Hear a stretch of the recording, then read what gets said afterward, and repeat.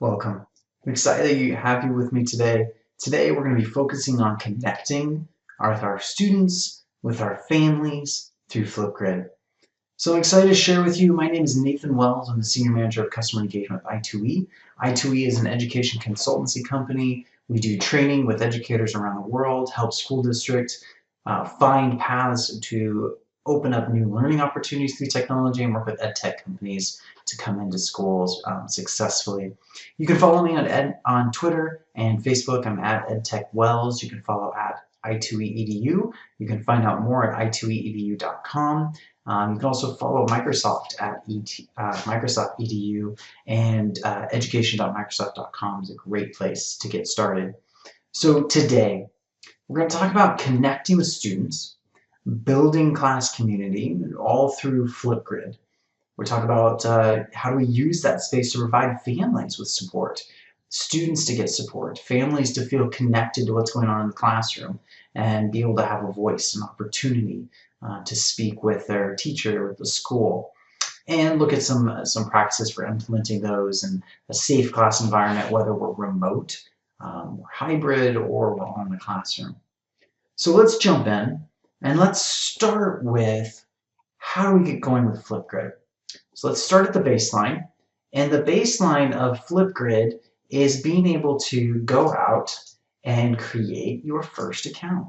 So I've created an account. I'm at flipgrid.com. And with flipgrid.com, there's some help sections at the bottom. At the top right, you can click Educator Login. Use either your Microsoft account to log in or another account if you have it, and then you're in. And when you're in, you come to this page, except you won't have 12 topics, you'll have 0. And all you click on is Add a Topic. Super simple to get started. So we're going to add a topic. So this is our unit or our book study. Let's say it's our book study. And this is where we're going to get started having students discuss what they read in the book together. So we're going to say discuss, and could put all of our directions here. It helps to have some type of image or video, something to relate to them what they're going to be doing today. So we can put something in that is relates to what we're going to be talking about in here. And let's say it's a book around traveling the globe. So we'll put in a globe real quick. So we drop in our globe image, and it just gives something for students to visually see what's going on. Now, an important part about Flipgrid is making sure that if you're implementing it in a way that's safe. So there is a public option, and by default, when you choose public, that means anybody with the link can log in with their email account and view the videos and leave a video. But the default with this also, if you notice down here, leaves the video or automatically makes the video have to be moderated. So whoever the owner of the video topic is, in this case it would be the teacher, they would have to moderate, meaning they'd have to approve a video before anybody else could see it. So that's default for public. That is what we're going to talk about when we talk about inviting families in. But if you're going to be using it just with students, the recommendation is to keep it private and to use students' email. So if I was doing at dmps.org for our school district, or whatever your school district is, you would put that in there, and then only people could use this if they had an email that matched that. Now, the caveat here is you could use that for a topic, but have a parent come in and do a presentation or a read aloud or one-off opportunity to interact. That's when you would give or create a guest password, and you would have whoever the guest is joining your grid, you would give them that password and they'd be able to come in, and then you could actually turn that off. You could also use a username, but the common one I see is using student emails. You can choose to moderate it, whether it's just students or you're having people come in. You may want to moderate it, just make sure that what students are saying is appropriate for everybody to see. You don't need to give any feedback first, anything like that. There's some other great options in here, timing, comments. I'm going to go down and look at more options. I want to mention you can add in links, so maybe there's something they need to read ahead of time, something you want them to see or do before they leave their comment. You can change when this Flipgrid is available to your students and viewable to your students. and you can get notifications. So as a owner of this topic, how often do you want to know somebody has left a message here? Do you want to know every time? Do you only want to know, get a daily or weekly update email that tells you everything that's going on? And then there's some other options in here. You can actually leave in a rubric, and I'm just going to click create. And I didn't, since I clicked student email, you see here, it's saying I need to use an email domain. I'm going to make it public for my case just because I don't want to put in the domain right now. So I'm going to click all set. So now here's our topic. Now, if we wanted to get this to students, there's a couple of quick ways, and I clicked off of that screen really quickly. If I go back to share, I can copy that, I can create a QR code, I can send it straight to one of my channels in Microsoft Teams, or I can share that in other ways that I communicate with my students. Drop the link in OneNote, class notebook. It actually embed right there in the page in the OneNote. So that's a great way I can get started. When I'm ready, I can go down here and I can click record a response. It's going to open up my video and I can get started and I can say hi to my students and I can start talking about what we're going to be doing and use that as an example. And that's the same place students are going to go to share their response. And you can go through and view all those after they're done. So that is the quick overview of how you get started in Flipgrid. Really simple, not very complicated to get started, to just get in and start using it. Having students share, having students come in and do quick little presentations, give feedback, do a reading summary, have students read every day, give them an opportunity to read to you, for you to come back and give them feedback, have that running dialogue with students. It's a great way to get those conversations started. So let's get back to talking about, now that we know what Flipgrid is, we have a basic understanding of the controls and what you can do with it. Let's talk about some strategies for using it.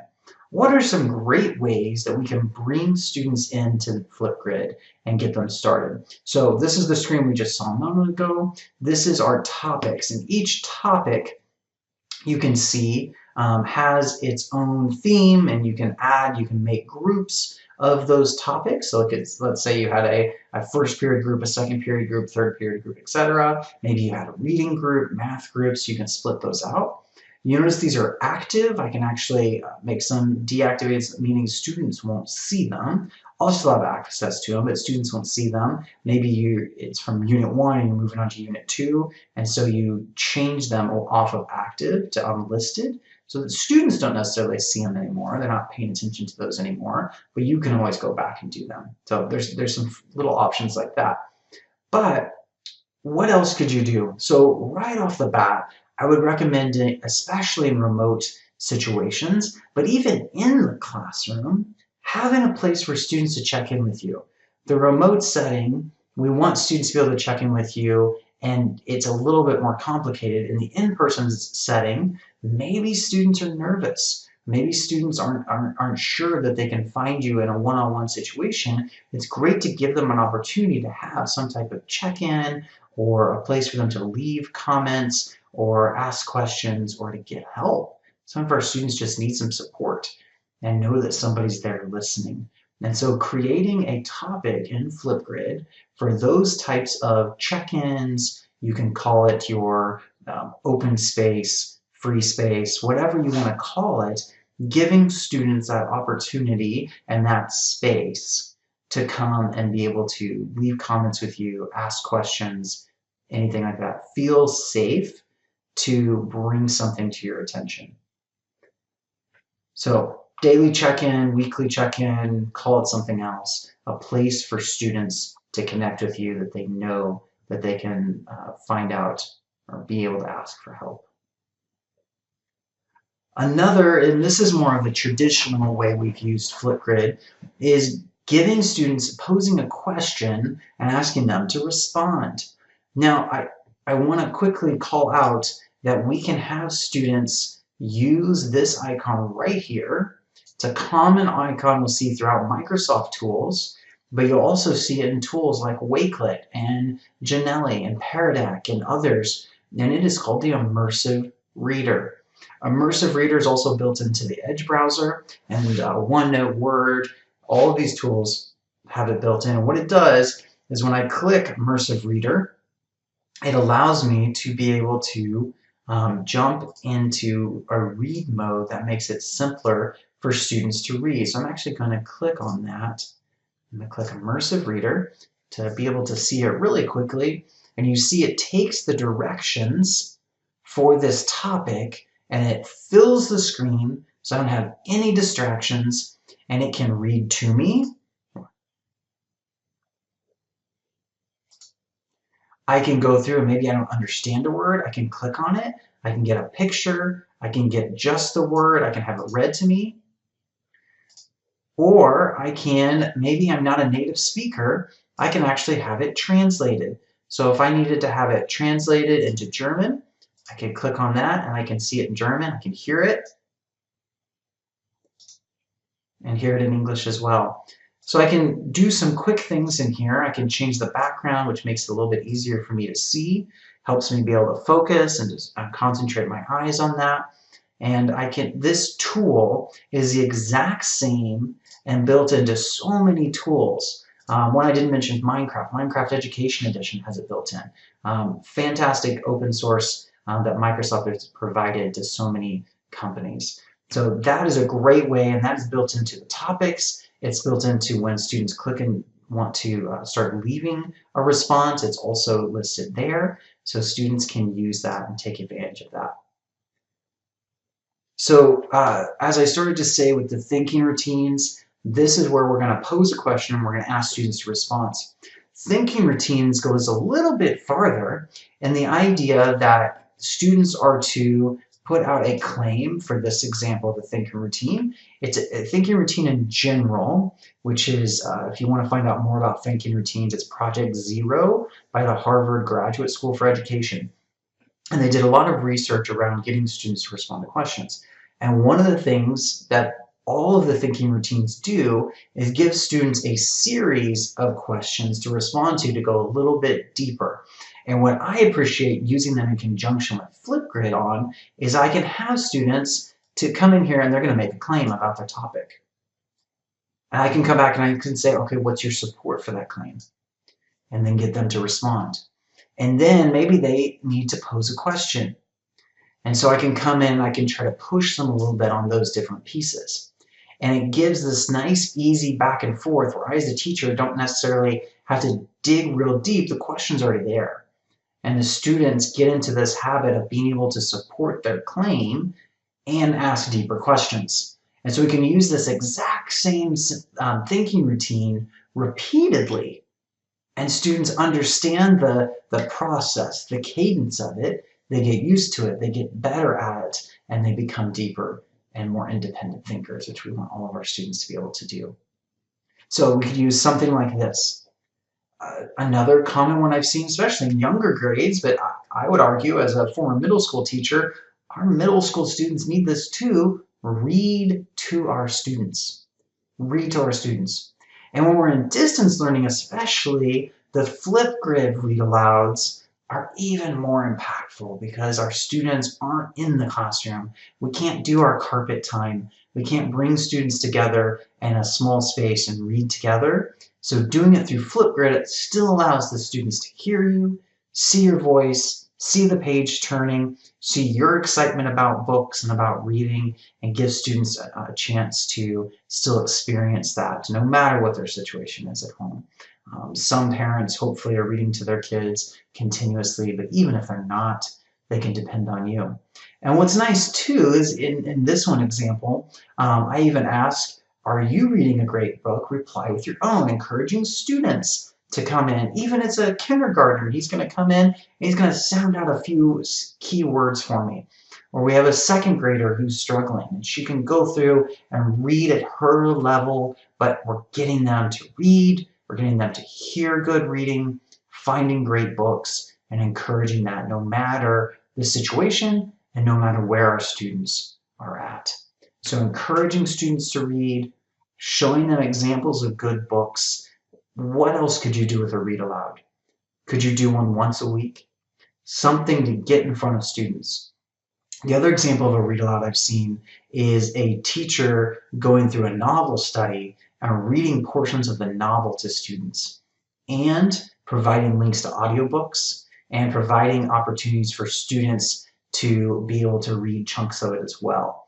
So you know, especially in a remote setting, some of your students are not going to spend as much independent time reading perhaps. So giving them other avenues, giving them multiple means of accessing the content and trying to pull in as many students as possible and giving them more opportunities. So you can link all of that through Flipgrid. All of that can be put together in a Microsoft team. You could have the assignment with the links to the materials, the link to the Flipgrid, etc., and put it all together in one place. Connecting with families. So this is a really important one, especially in a remote environment, but honestly, sometimes this gets forgotten when we're in person. And some of our families don't have access to come in during the school day. So how can we connect with our families when it's convenient for them? I think Flipgrid provides a great avenue for that. So create a topic in Flipgrid for families. Maybe it's called family support, maybe it's called community night, maybe it's ask the teacher, whatever it is. Create a topic and give some simple things. And again, if our families don't all speak English, they can use the Immersive Reader button. We just need to make sure they know it's there, make sure they're aware of it, and they can translate your directions, your questions, your comments into their own language. Fantastic resource for families to be able to understand how they can hear this and see this in their own language. So give them a space. They can come in and leave questions. They can come in and connect with you. You can leave comments, you can leave stories, you can leave quick little videos in here for the families to be able to hear what's going on in class, to be able to hear from their child's teacher, even in a remote setting, or if they can't come in during the school day, you still give them a chance to connect. I have seen some circumstances where families were not able to make it for parent-teacher conference in any way, whether through a Teams call, a phone call, they weren't able to make it. And so the teacher actually did a Flipgrid where they left some specific comments, shared only the link to that video with specific family, right? Only sent that to the certain family that could access it. And then the family could respond with their questions.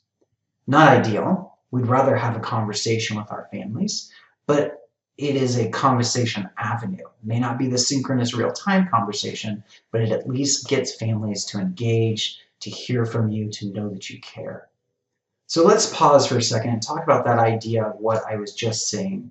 How can I share a link that only the families see this video? So here are 3 examples of student responses. And in each of these responses, I have a couple of unique things. One, I can make these hidden or active.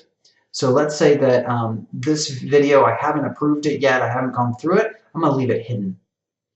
These I've gone through, I've actually left some feedback, some comments, so I've made them active, which all that means is other students can see them. I could leave them all hidden. I don't need to leave any of them active. I can leave them all hidden until, or in perpetuity. I can leave them hidden. But let's say this is specifically from a student and I want to share it with their family. Or it's a comment from me that I want to share with a family member. I can go to Actions and I can specifically do a couple of things. I can add this to what's called a mixtape. So this is one option. There's 2 main ways to do this, but I'm going to start with mixtapes. If I add it to a mixtape, I can create a mixtape that's specifically for that student. So I can start a collection, a portfolio, if you will, of that student's work through the year. So maybe it's reading samples where I've had that student reading and I'm capturing that in Flipgrid. It's my comments about how the student's progressing. And I can capture that and I can put it all in one place. And you notice when I do this, there's a specific code that's created. This is called a join code. You see it creates a flipgrid.com. It creates a new URL. And I can change this, and Wells would be my teacher name, Mr. Wells, and then I can change the code at the end, or I can just use the random one that Flipgrid gives me. So this could be for a student progress, and I can put in, this is for Ava, and I can put in that name in there. I don't need to put the last name, but I can put in her name And then I can put this address, and this is going to go only to the family that I want to have access. And I can even go a step further and add in a password. So if I wanted to put together a number of things that I'm wanting to send to the family that I want the parents to have access to, a Flipgrid mixtape is a great way to do that. So I'm gonna cancel that. The other way I can do that is I can just click share. So now this is a link specifically to Jacqueline's video, and it's only to this one video. So each individual video and individual response even has a unique URL, a unique web address. And you can see it's a totally random web address with underscores and numbers and capital letters and lowercase letters. It's totally random. And I can copy that, I can send it through Teams, I can grab a QR code, whatever's easiest. If I'm going to email the families, I'll probably just click copy, and then I'll put it in the email, and I'll email it just to her family. So that's a really unique way where I can share a specific video. The other thing I can do is if I'm working directly with families, I can do a short, which is where I'm just recording a quick video, and I want to send that out to families, or I could post that in Teams as well as like an announcement or a screencast for my students. There's great pieces built into that to allow me to do quick videos to share with my students, quick tutorials, quick reminders, things like that.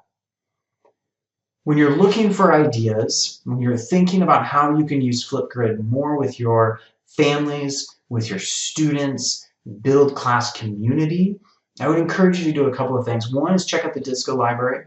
The Discovery Library is a place to go and see what other people are doing.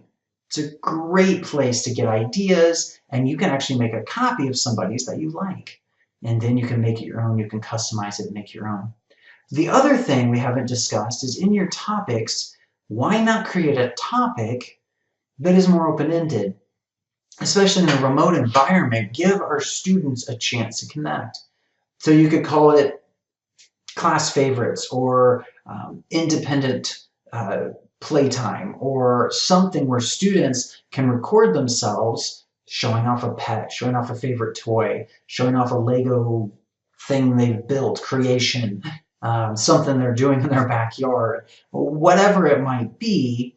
Help them be able to find ways to connect, because it doesn't matter if our students are in a large inner city district in Tacoma, Seattle, or out in Chelan. They're going to need ways to connect that maybe they haven't had opportunities to do in a while. And if you're in the classroom, giving them a fun discussion area might spur on new friendships, spur on new opportunities for students to connect, to share, to give ideas around what they're doing, and help you as a teacher to find new ways to connect with your students. Maybe you didn't know you had a group of students in your class that were into Minecraft. So you can start a Minecraft Education Edition club or use it in a lesson you're doing. Maybe you find out your students are coding, and so you can bring in MakeCode and give them an opportunity to code something that has a focus. And you can look at the UN Sustainable Development Goals and give them a goal, something to create that's going to make an impact, find a community project. So these are all ways that you can get students involved and things that you can do right within Flipgrid. So how do you Flipgrid? There are so many ideas out there, and I love this quote, if you can think it, you can Flipgrid it. What can you do? What are you currently doing in your class even that you could use in Flipgrid to give students a way to participate? Especially in the remote asynchronous opportunities when students are not live with you. How are you engaging students? How are you getting them to think deeper? How are you getting them to connect and feel appreciated and feel heard and seen during this time we may not be right there together? There's many ideas on the screen right now, many more beyond this. So I encourage you to pause, read through some of these, come back and look at it later, go through the flipgrid.com, go through the Discovery Library, see what else is out there. So what are your next steps? Visit flipgrid.com, click on Educator Login, create a topic, find a socialization idea, something to get students interacting. Create a space for parents, families to ask questions. Give them an opportunity to interact with you. Give them an opportunity to ask questions. give them a chance to be able to give you concerns that they have, help them to connect with you and be a part of the school community even if they can't be on campus, whether that's in remote learning times or even when we're all together. Again, I mentioned this before, please visit education.microsoft.com. There are more Flipgrid lessons and ideas listed in there. There's specific courses on hybrid and remote learning. You can go deeper with Microsoft Teams and how Flipgrid is embedded and used in Microsoft Teams and how else it can be used during the remote learning situations and when we're in person in small groups and rotation stations and flipped learning. So there's some great ideas. I encourage you to check out the education.microsoft.com. I would also ask you to think about connecting with us further. Again, at i2edu.com, or you can register for our newsletter, Insights. The idea of Insights is to connect folks across the nation, around the world that are doing amazing things in education, to put in updates, to help people find out what else is going along, get insights about what may be coming in ed tech, some of the best things that are out there, strategies, and connect with others. You can register at register.i2edu.com/news to stay up to date and stay connected with us. We'd love to stay connected with you no matter where you're at. Appreciate you watching. I hope you got some good ideas today. We're able to walk away with something new that you can try in your class today. If you're looking for what else is next, I would encourage you to check out the feedback and assessment strategies and look at our Teams videos and OneNote Class Notebook and others as we provide training opportunities and encourage you along this path. Thanks for being with us today. Take care. Have a great day.